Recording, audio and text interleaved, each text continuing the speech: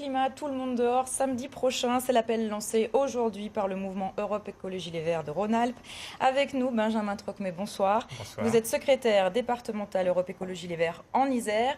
Un appel à se mobiliser dans la rue qui fait suite à la démission de Nicolas Hulot la semaine dernière. Il fallait réagir vite sur le terrain. Il fallait réagir vite, mais en fait, cet appel, d'abord, il ne vient pas uniquement d'Europe Écologie. Europe Écologie le soutient, mais c'est vraiment une démarche de la société civile, une mobilisation citoyenne. En fait, c'est une mobilisation qui se passe au niveau mondial. Donc, c'était vraiment ce jour-là. C'est une mobilisation mondiale. Donc, c'est vrai que ça fait vraiment écho à l'actualité, on va dire, nationale. C'est une coïncidence qui est bienvenue.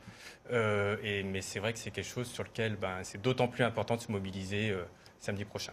Alors, démission de Nicolas Hulot et nomination aujourd'hui de François de Rugy. À ce sujet, je vous propose d'écouter la réaction d'Éric Piolle, maire vert de Grenoble, qui avait soutenu Nicolas Hulot. On l'écoute. Mais il a devant lui un grand défi. Nicolas Hulot disait qu'il fallait quelqu'un pour renverser les tables et repousser les lobbies.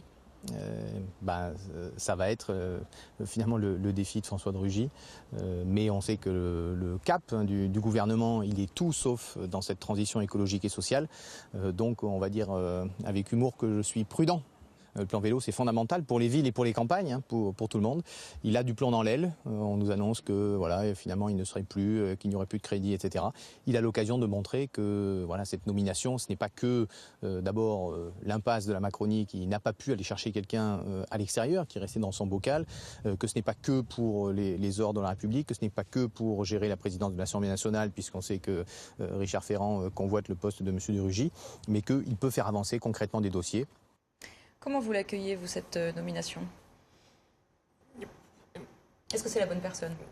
Je pense que la question n'est plus à discuter aujourd'hui des personnes. Je pense que c'était le message qui était très clair de la part de Nicolas Hulot dans son intervention de la semaine dernière.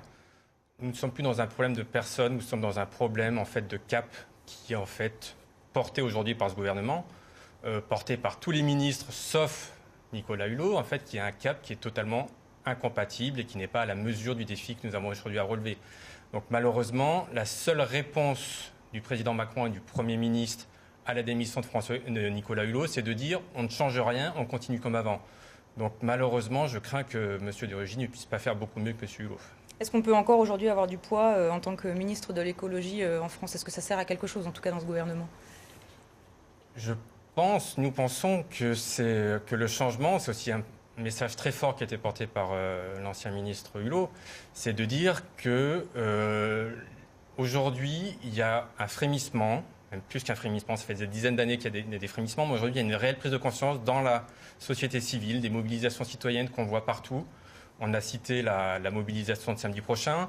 Il y avait également une tribune très forte qui a aujourd'hui été publiée dans le journal Le Monde de 200 personnalités, vraiment de tous les bords, de toutes les nationalités, pour dire que c'est aujourd'hui qu'il faut vraiment prendre conscience qu'il faut vraiment agir dans la bonne direction et oublier les vieux logiciels politiques qui nous gouvernent encore, malheureusement. Un travail que vous allez continuer, on imagine. Donc rendez-vous samedi, mobilisation prévue à Lyon, Grenoble, Saint-Étienne ou Clermont-Ferrand. Merci beaucoup d'avoir accepté notre invitation, Benjamin Trocmé. Merci. Merci à vous.